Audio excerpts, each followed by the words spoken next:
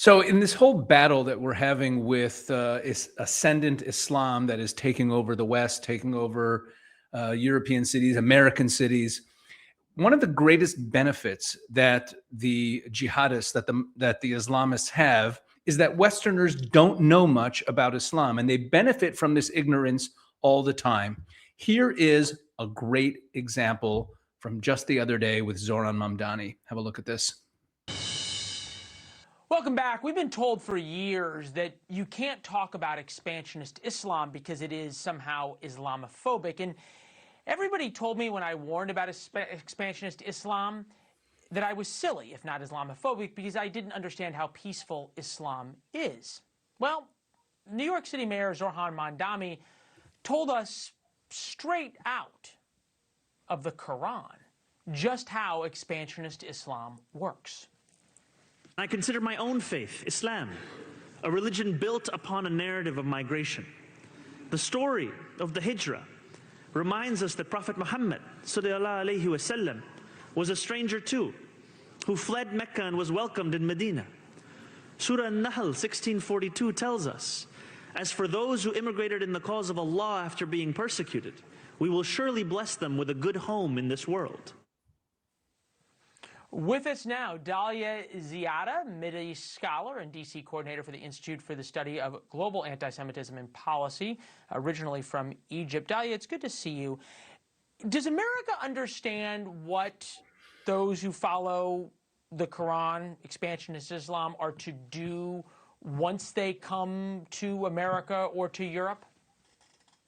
Actually, unfortunately, most of Americans are, every time, not only Americans, but Westerners in general, every time they try to criticize what they see as a challenge to their culture, to their identity, from some radical and political Islamists like the Muslim Brotherhood, the Wahhabis, and all those who want to destroy the West from within according to their blueprints and strategies that they wrote with their own hands and was later discovered by U.S. courts and let me ask a question here. What was Mamdani really saying? What is that story from the Quran? Why should we pay attention to it? Actually, this statement is very dangerous, especially given the context in which Mamdani was saying it, because invoking the story of Hijra or migration at the same time when he's speaking about ICE, which in this context represents law enforcement, is kind of trying to bring back the story or the history of the story of Hijra or migration at the time of the Prophet.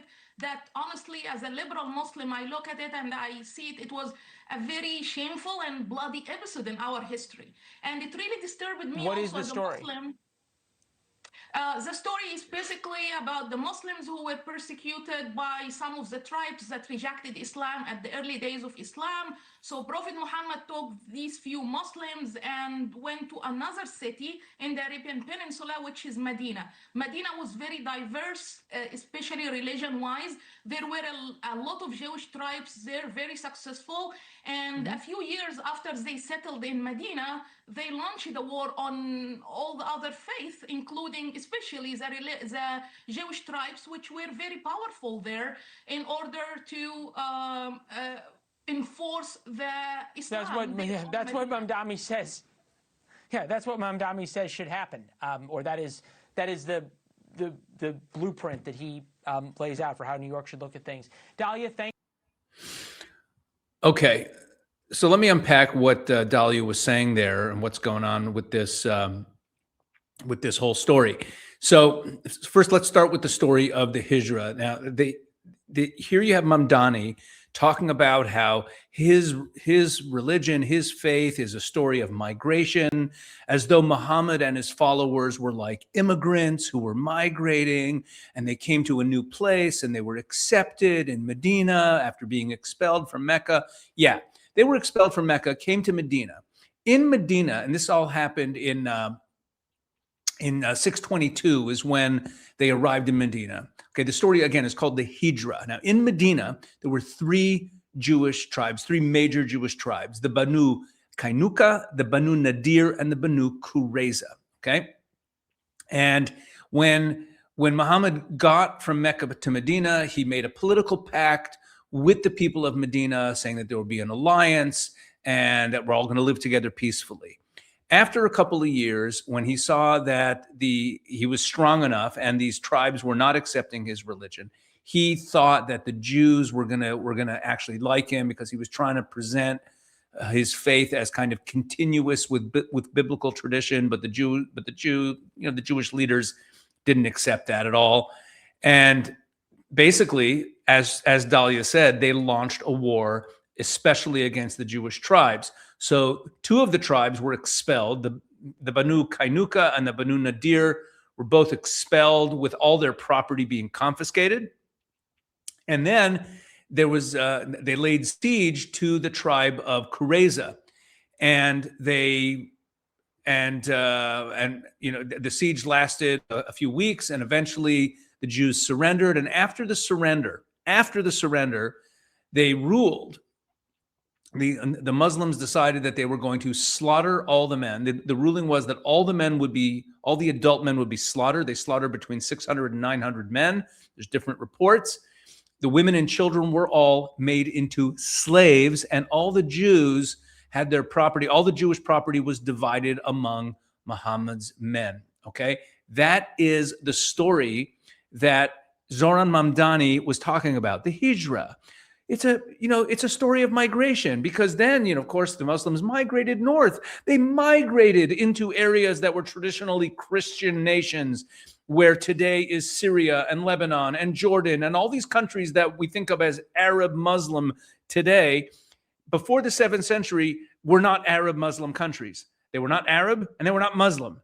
And then and Muhammad and his followers came in and they basically waged war. But that's just a story of migration. Now, there was something else that she mentioned there. She talked about how the goal is to destroy Western civilization by their own hands. And she said that's found in that was discovered by American investigators. I talked about this in an earlier video. Let me explain what she's referring to, okay? So she's talking about something called the Muslim Brotherhood Explanatory Memorandum, okay? The Explanatory Memorandum is a document. Let me back up. There was a big trial in the early 2000s investigating something called the Holy Land Foundation, which was a foundation in the U.S. that was serving as a funding source for terrorist organizations around the world, and it was being investigated. And around that time, it was actually a little earlier than that, in 2004, there was an investigation into a couple of some suspicious behavior by a Muslim couple in Maryland. And in their basement, they found a whole trove of Muslim Brotherhood documents. And one of the documents they found was something called the Explanatory Memorandum. Okay, the Explanatory Memorandum. And this is a document written by the Muslim Brotherhood in the late 80s. And it is the instruction manual, the ideological and operational instruction manual for Muslims in the West, specifically in America. Now, listen to this paragraph. Understanding the role of the Muslim brother in North America. The process of settlement is a civilization jihad process. Okay, the process of settlement of Muslims settling in America is civilization jihad. And the Ikhwan, meaning the Muslims, must understand that their work in America is a kind of grand jihad in eliminating and destroying Western civilization from within and sabotaging its miserable house by their hands, meaning by their own hands and the hands of the believers, so that it is eliminated and Allah's religion is made victorious over all other religions. It is a Muslim's destiny to perform jihad and work wherever he is and wherever he lands until the final hour comes, etc., etc. That is what she was referring to. This is the Muslim Brotherhood program. It's the Muslim Brotherhood program for America.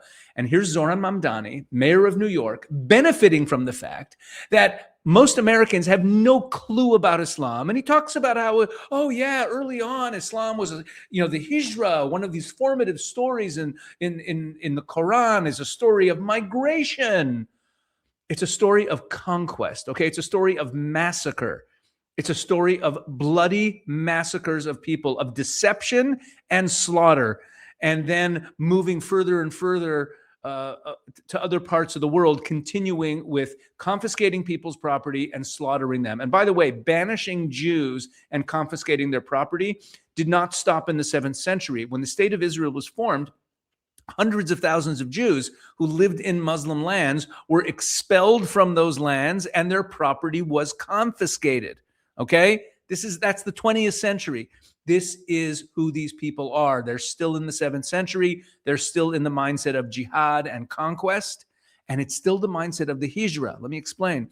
What did Muhammad do? He gets to Medina and Medina has some powerful tribes, and and Muhammad and his men are the minority. So they say, yeah, we're here to live peacefully, and we're going to make a peace deal with you, and everything's going to be great. We're going to live fine. And then when Muhammad felt strong enough, when he had enough men and he felt powerful enough, he waged war on them, took their property, slaughtered them, right? That is the same thing.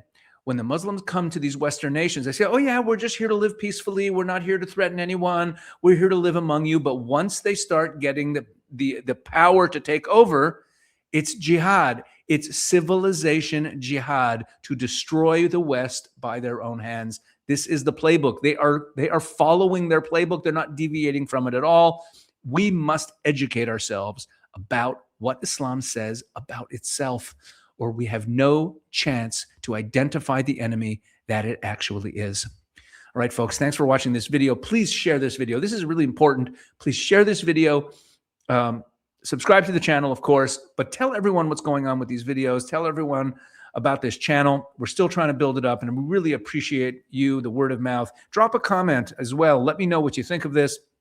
Let me know if you have a question or something that you'd like me to address in a future video. That would be great too. And tell everyone about it. And of course, as I always remind you, please go over to the Israel 365 News YouTube channel and check out all the great content that we're putting up there, because a lot of good stuff there. All right, God bless.